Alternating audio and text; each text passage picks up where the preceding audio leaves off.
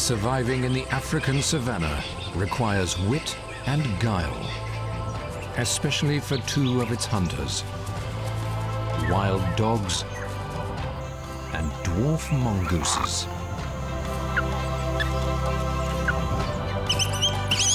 These two enigmatic species live in packs and rely on well-coordinated teamwork to succeed. From looking after youngsters to finding food and warding off enemies. Both species rely on their tight-knit families to overcome the challenges of everyday life. These are two of Africa's killer packs.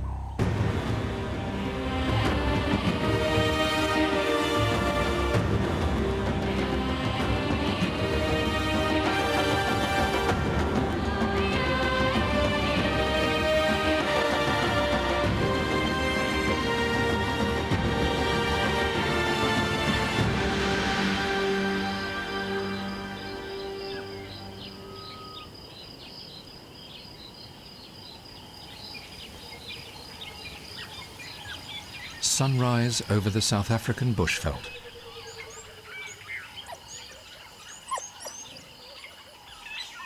A pack of African wild dogs is beginning to stir.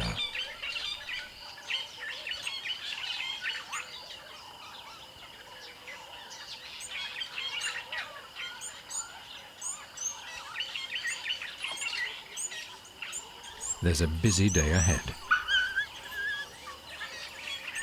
With 9 mouths to feed, these consummate killers hunt twice a day.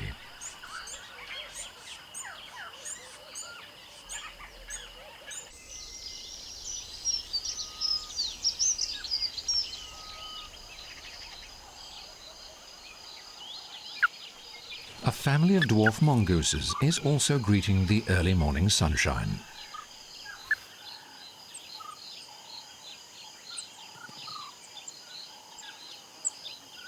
They have new arrivals, and keeping everyone fed, safe and happy is a full-time occupation.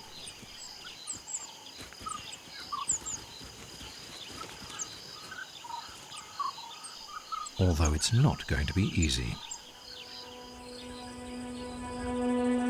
It's December, supposedly the wet season. But a punishing drought is ravishing the eastern parts of South Africa.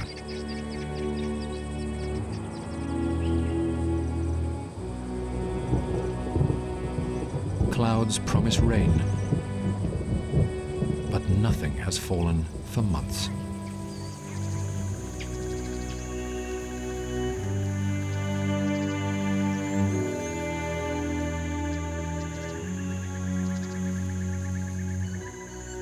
The ground is grazed bare. Plants and animals are falling victim to the trying conditions. Macabre statues litter the ground.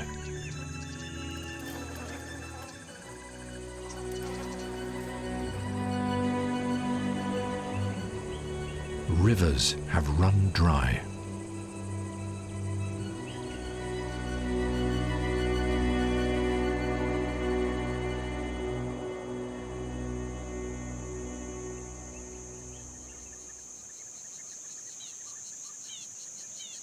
Hardy succulents are the only green.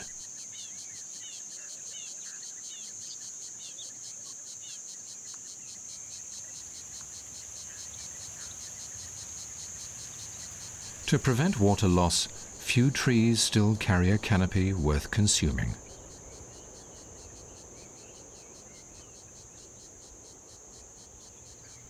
Only the circling vultures seem content.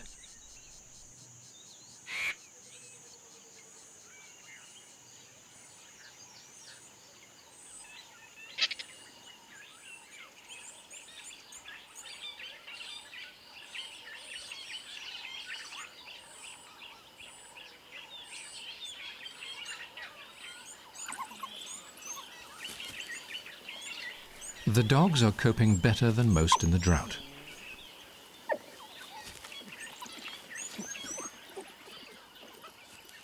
Many of their antelope prey are weak from hunger.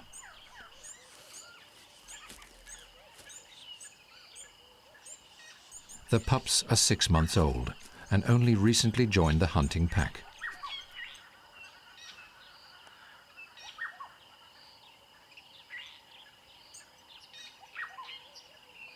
The dominant male is also awake. He's fitted with a radio collar so that conservationists can monitor the pack.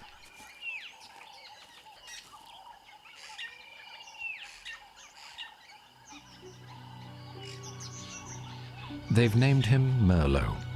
He has a lot on his shoulders. Poachers killed his female partner almost a month ago. Since then, Merlot's been raising his family with only one other adult male for help. This is very unusual. If his family is to survive, Merlot must lead his pack in the hunt and also find another female partner.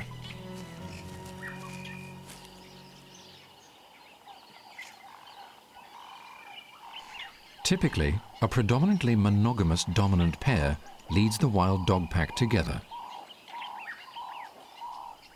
And they are often the only ones in the family that breed. All other pack members assist in raising the youngsters.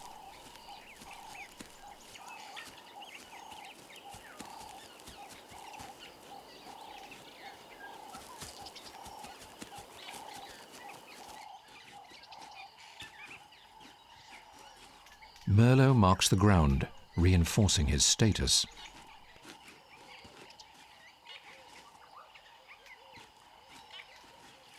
It's also an advertisement to any females that visit the area.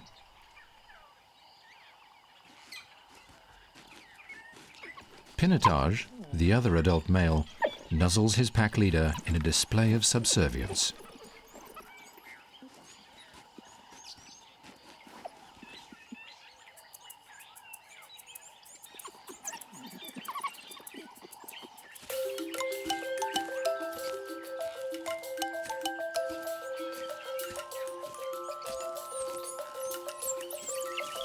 The younger members of the pack are blissfully unaware of the challenges facing their father.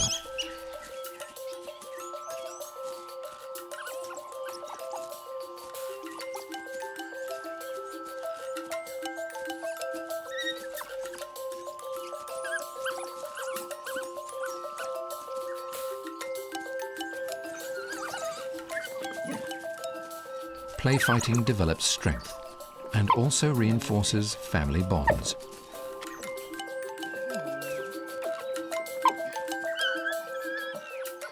These bonds help forge a cohesive hunting unit, which is key to the pack's success.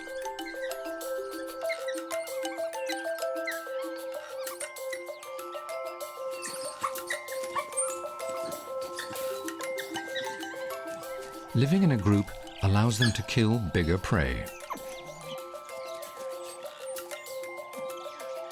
and also helps them defend their kills against hyenas and lions that would steal from the successful pack.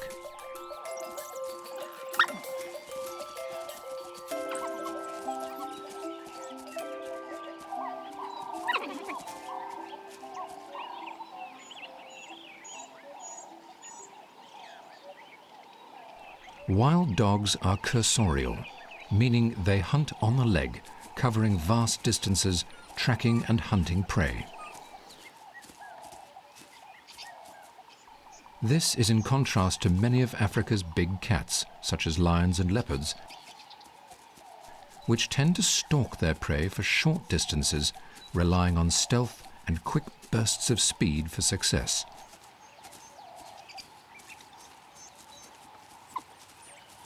Wild dogs will pursue prey for miles, literally running it to exhaustion.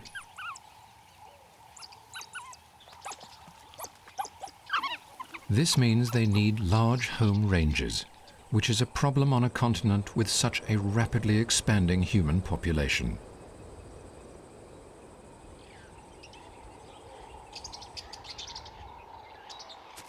African wild dog numbers have plummeted because of habitat destruction over the last 100 years. And with fewer than 5,000 dogs remaining in the wild, conservationists make every effort to ensure families such as this one thrive.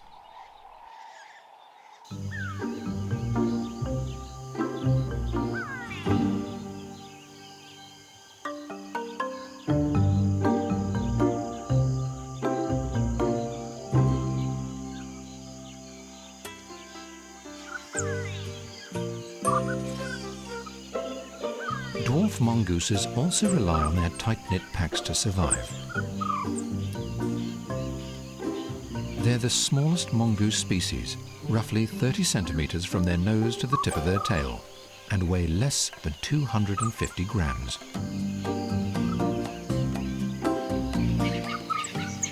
To survive, they must work closely together. Dwarf mongooses share the workload out amongst family members. It's one of the best examples of the division of labor in the animal kingdom.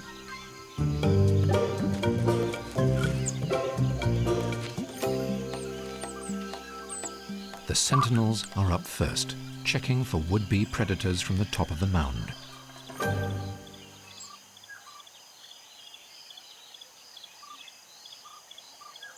Even though they're voracious predators in their own right, when you're this small, you have to be vigilant to avoid becoming a target yourself. So there's always someone on the lookout when the pack is out and about.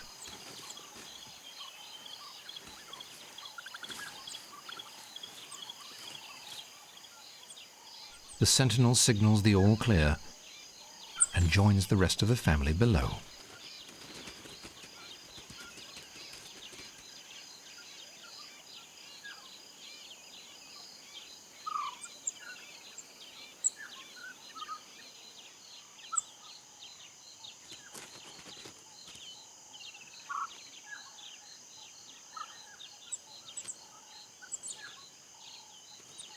A caregiver ferries the youngsters out of the home, an old termite mound.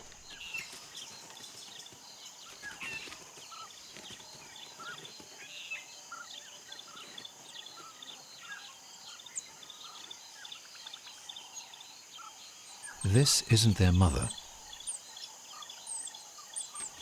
The dominant female suppresses all other females, and she's the only one who breeds.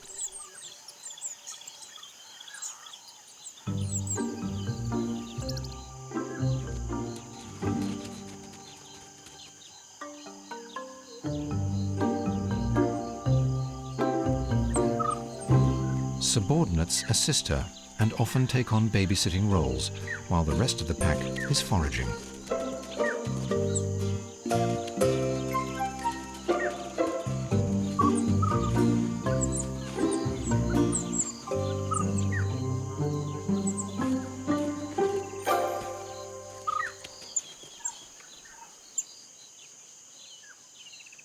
Life in the family is collaborative, and returning hunters share food with the babies and babysitters back home.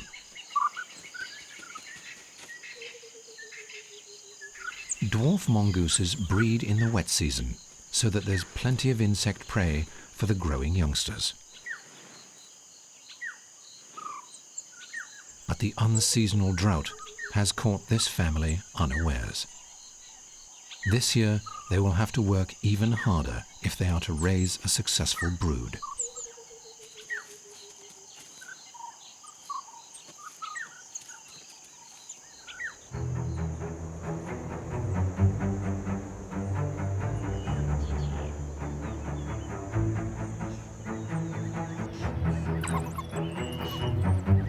Merlot rallies his troops. There's a long way to go. Wild dogs traverse many kilometers a day while hunting, with their economical loping gait. Their home ranges often extend 1,500 square kilometers or more. Neighboring territories overlap slightly, but rival packs rarely meet. To overcome their daily challenges, the family has to work together as a unit. For them, life in the pack is everything, and it's strictly organized so that the workload is shared between family members.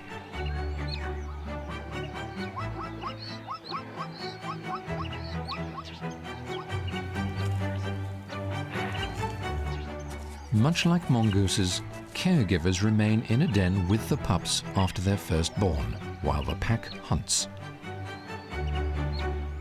Returning pack members will regurgitate food for those left behind. This need to carry enough food back to the den is one driving force in the evolution of these larger collaborative packs.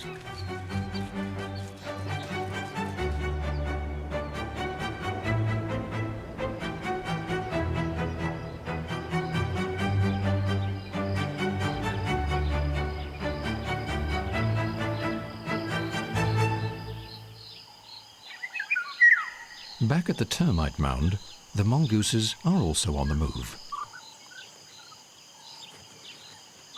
The pack rotates through 5 or 6 dens in their territory over the course of a month or so. They seldom stay longer than a few days in any one site. Their first task today is moving the babies to a suitable nursery area.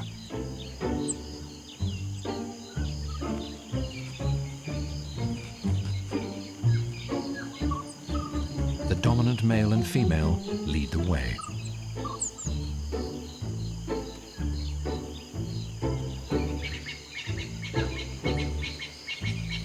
This rocky outcrop near their home is one of their favorites. There's plenty of shelter for both the babysitters and the pups.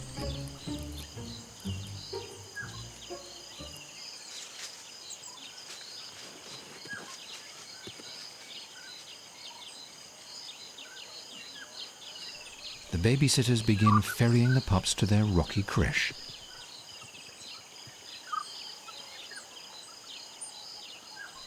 They'll remain here until the family returns.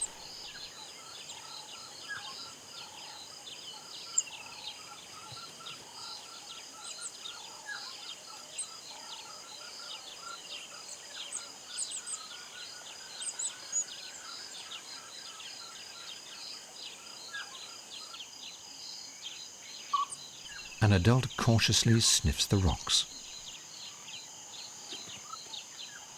There are signs of intruders. Because of the drought, a neighboring family has been moving in on their turf. Their territory is about 1 kilometer square. The babysitter marks the rocks, reaffirming this pack's claim to the site.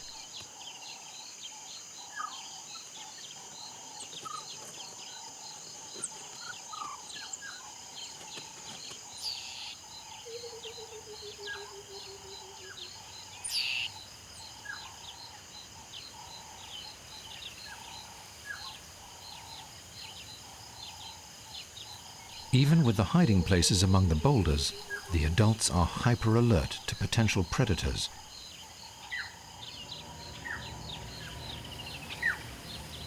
Such as African wildcats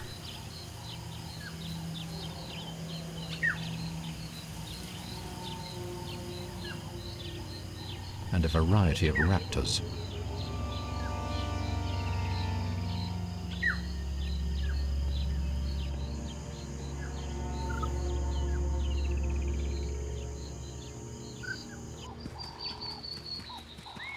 And the mongooses are not the only ones who are vulnerable. During droughts, antelope are often at risk because they're weakened by limited food and their need to congregate around scarce water holes.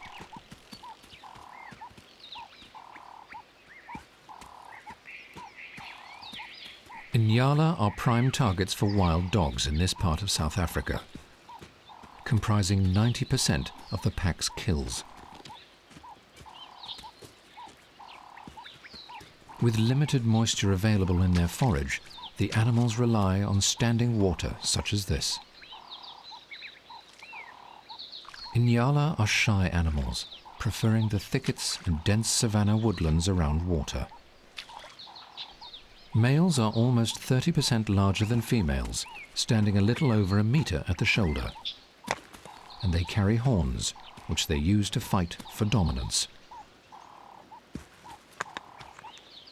Like the mongooses, many of the mothers have timed their births to coincide with the expected rains. The bush is full of youngsters, but without enough moisture, herds are going hungry. Plains zebra are picking through the dry grass, while impala nibble on a range of fodder. The food is low quality, and everyone's scratching to make ends meet.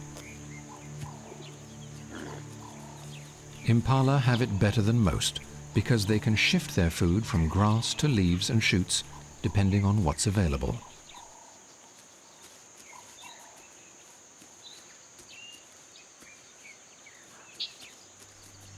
Moving away from the waterhole, the Inyala need to remain alert to predators. Lions and leopards roam these woods, and most importantly, so do the wild dogs.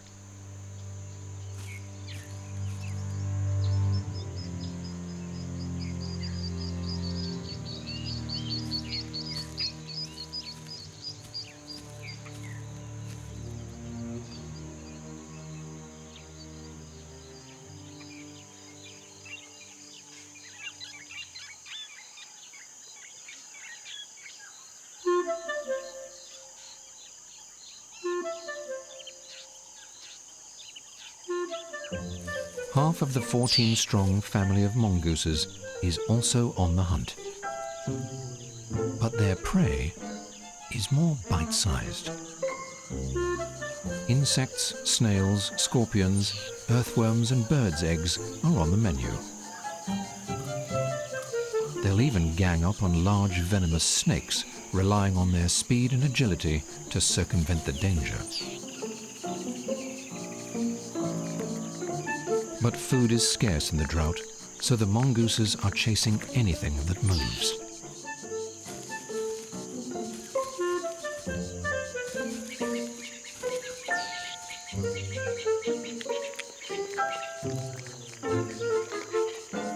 A gaudy rock agama is advertising for mates. But his bright mating colors attract some unwanted attention. You have to be faster than that, however, to catch a lizard in the open. The mongoose has to settle for a juicy centipede instead.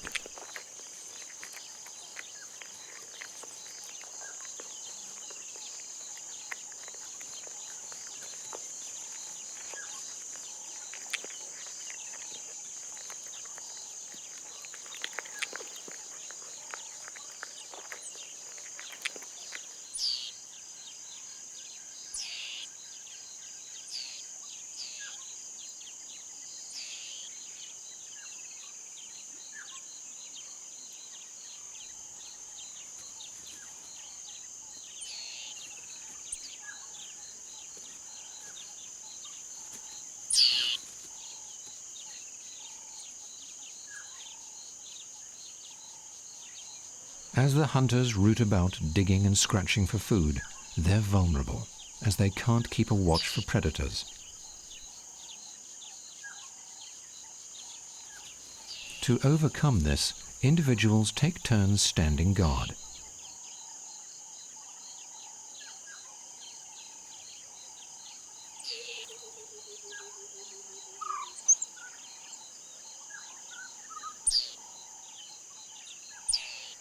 These sentinels keep up a constant chatter, reassuring those below.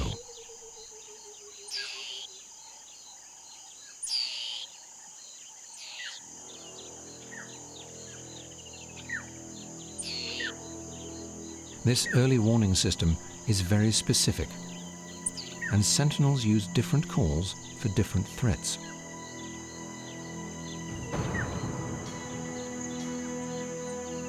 He's seen something. A pair of young tawny eagles.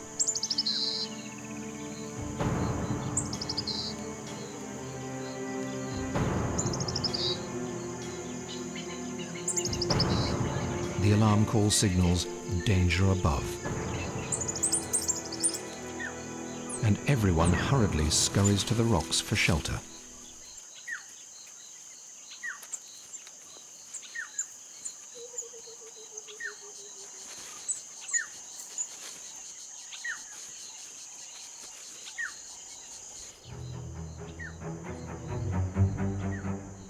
While the mongoose family finds what it needs within the vicinity of its home, Merlot's pack heads further afield in search of prey.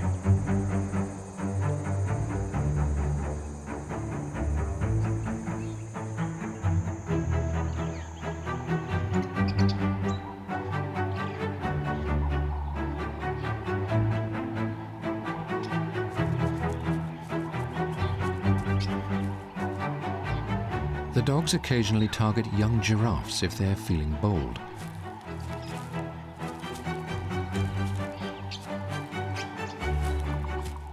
But these adults are far too large to be worried.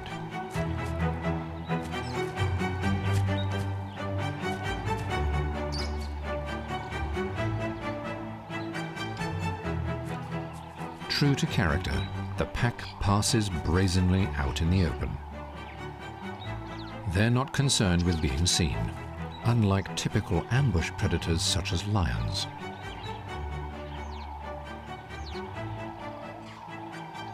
They operate mainly during the day, relying on their mottled yellow and black coats for camouflage.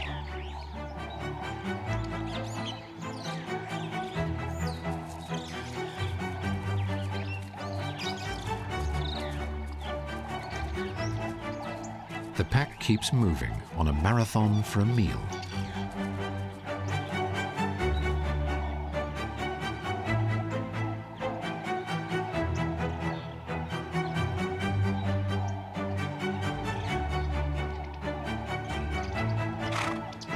The zebra also stand their ground as the pack passes.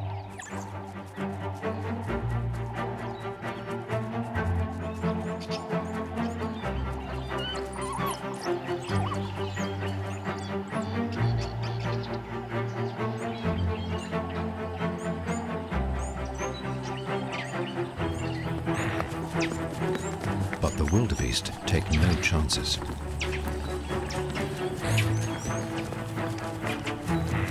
They needn't worry. Today, Merlot is leading his pack towards another target.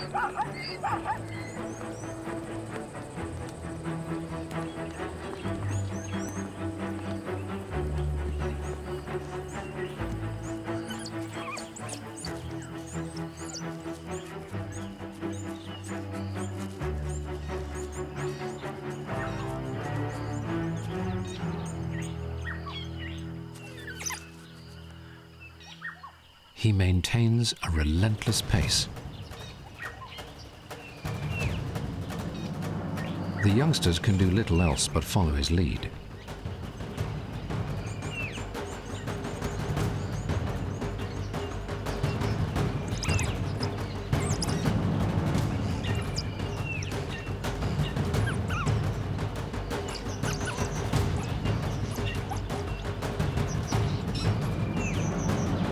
He knows exactly what he's looking for. A young Inyala, or lone impala.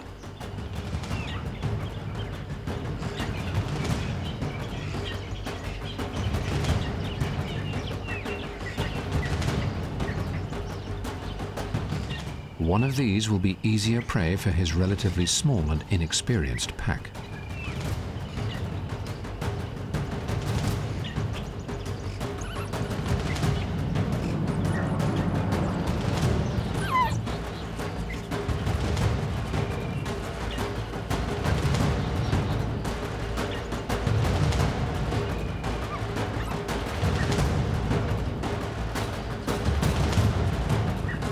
Ordinarily, the older and larger the pack, the easier the hunt.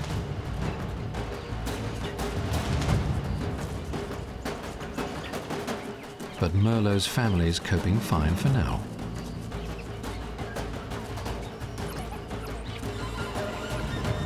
His pups may be young, but they have the instincts of true natural-born killers.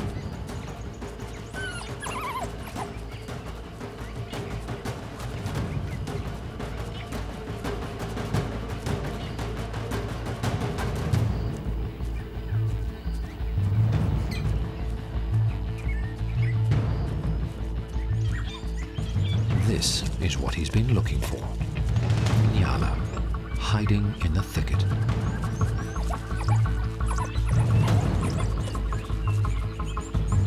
They make a run for it, and the dogs give chase. But it's over quickly.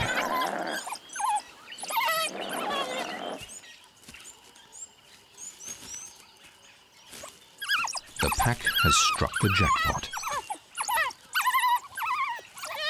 They've caught a female Nyala and her calf in close succession.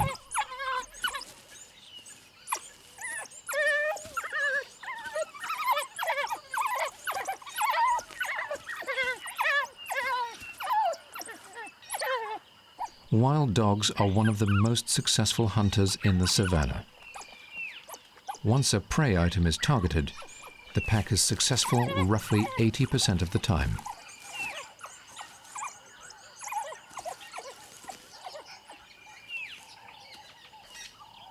The pups make short work of their kill.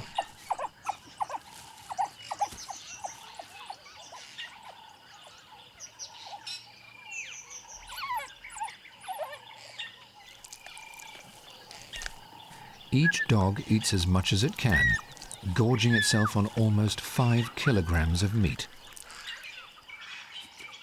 They'll only eat fresh kills. And unlike many of their close relatives, such as jackals, they never scavenge.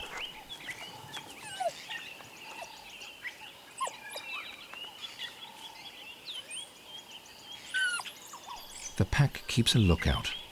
They know there are lions and hyenas about, which will readily steal their kill.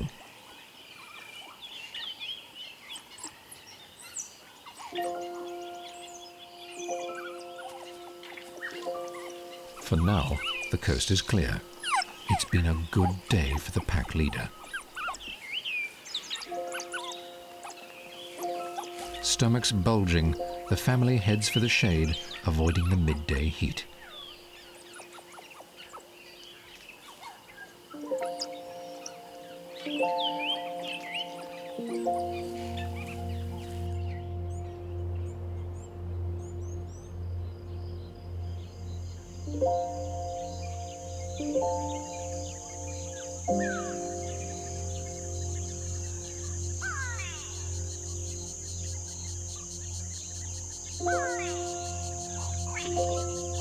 A grey go-away bird calls for a mate.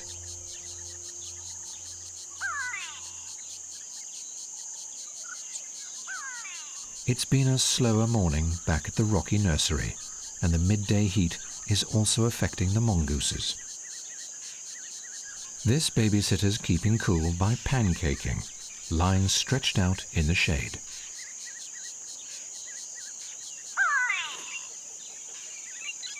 But it pays to be alert, and someone is always standing guard.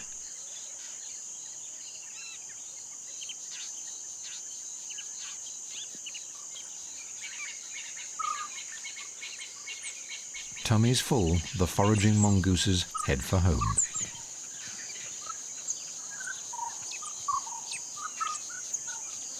And for the moment, a sense of calm descends.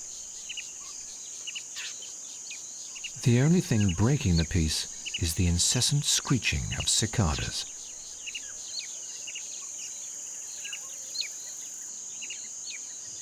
A fork-tailed drongo doesn't seem to be feeling the heat. But the Nyala and Impala retreat into the shade like everyone else.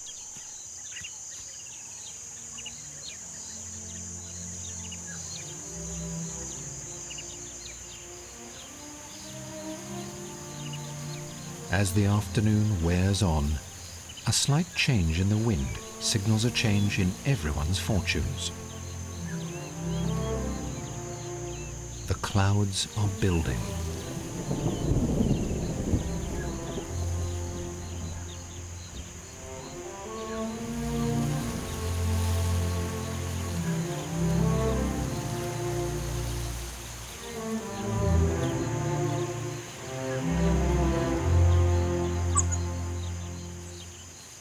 With the heat of the day subsiding, the dwarf mongooses head out once more.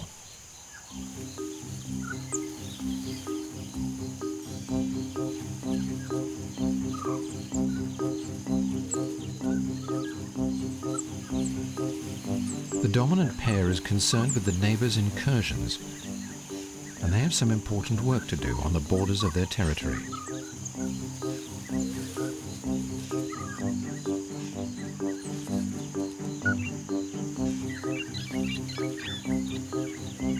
The dominant stands on his front legs to mark as high as possible on the rocks with his anal glands.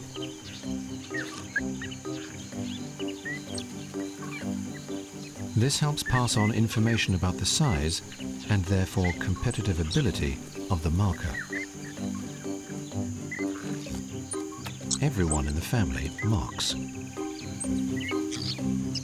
But males face competition from rival males from the neighboring families. So they invest more energy in scent marking than females, marking both 3 times more frequently and significantly higher to claim their spot. Ironically, the smaller the male, the higher they tend to mark, in what seems like a form of competitive deception.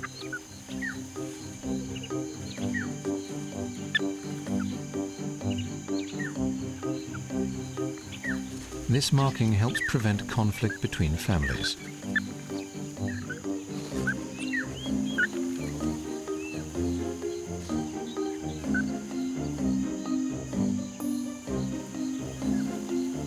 Satisfied with their afternoon's work, the mongooses head for the nursery.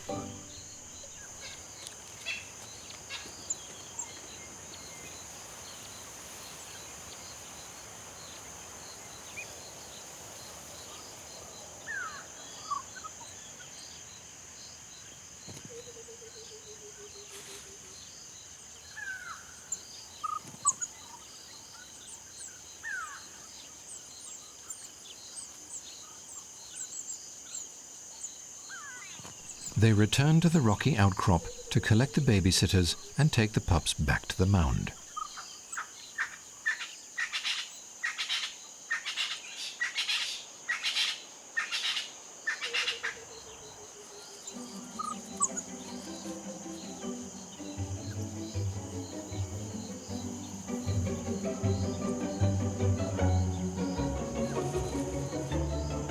They dash across the open space, ever wary of the risk from predators.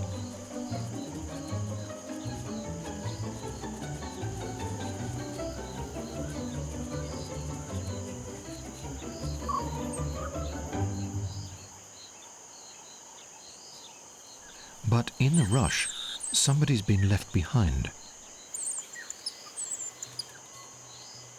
He calls for help.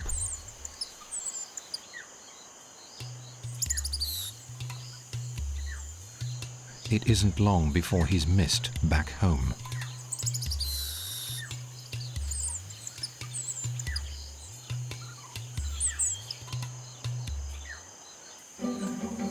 And a rescuer is dispatched to retrieve the little lost one.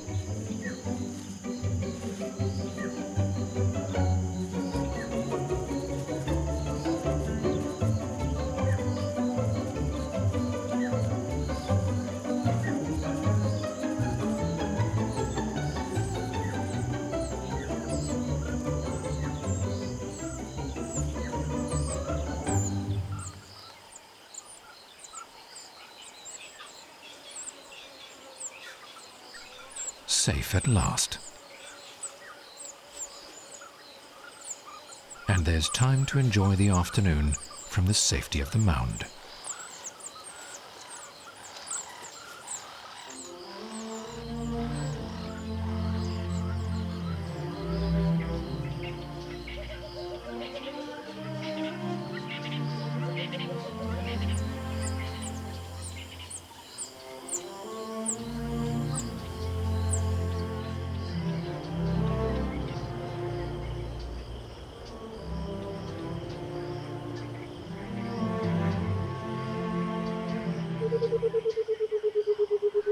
The call of a Burchell's cuckoo, known locally as the rain bird, can mean only one thing.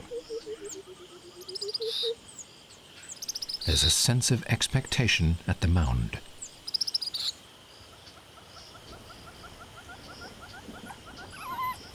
And within Merlot's pack.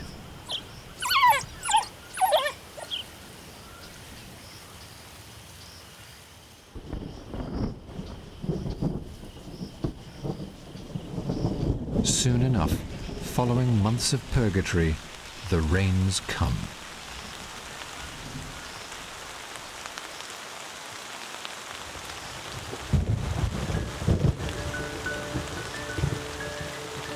Warm, moist air drifting in from the Indian Ocean penetrates the interior, delivering its life-giving load.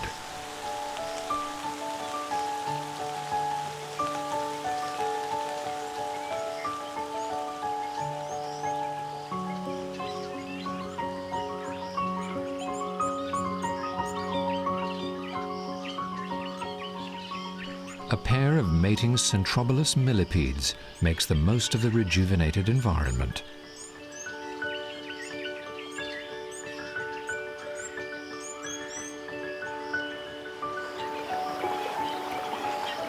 Rivers spring to life, quenching the bushveld.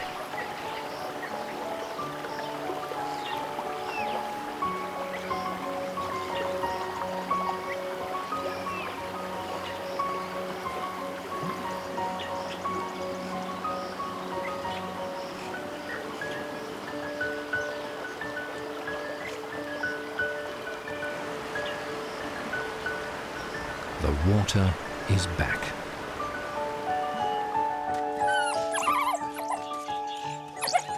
And Merlot's pack can't seem to contain their excitement.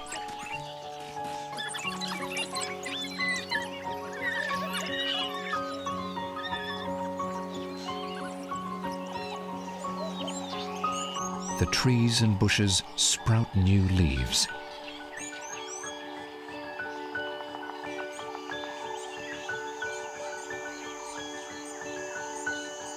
The young mongooses look out in wonder at their bright new world.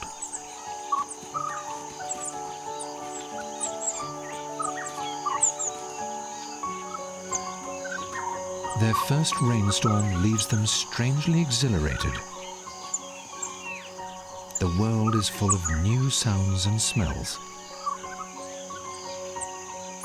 Things are looking up. Their favored prey of invertebrates will bounce back.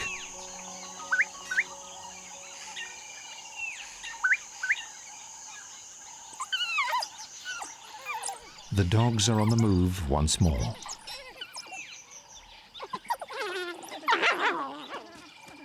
They detect a new presence on the breeze. The principal challenge facing Merlot's young pack now is finding another female to replace its dead alpha. Dominant fathers almost never mate with siblings and relatives.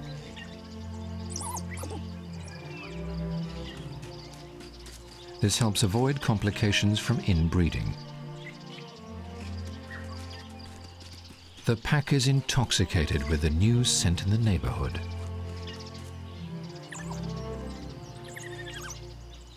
They're in luck.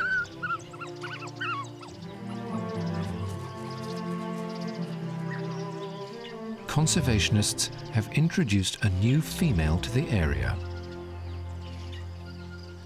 She's confined in a temporary boma, giving her time to acclimatize and to give the pack time to accept her.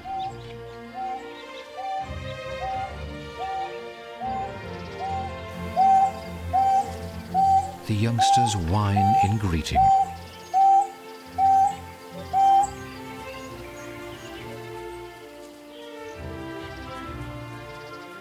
Merlot seems interested. And things are looking good.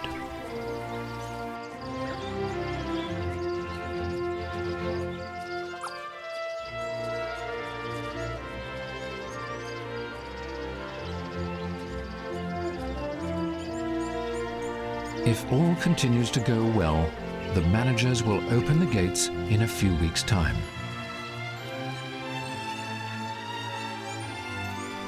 And she will join the pack, and they will run free together.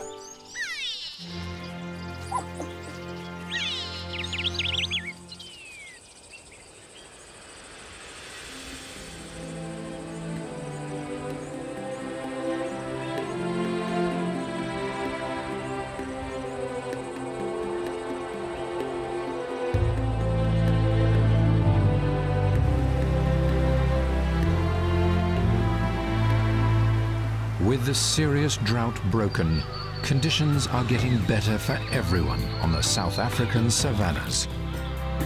Life is returning to the bush. And things are looking up for Merlot's young pack. With a new alpha female, the pack's got a successful future ahead of it.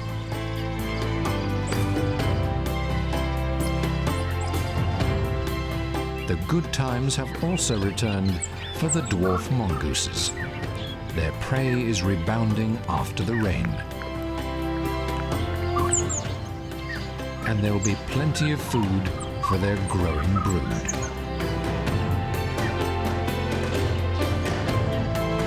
For now, life in the killer packs of the savannah is returning to normal.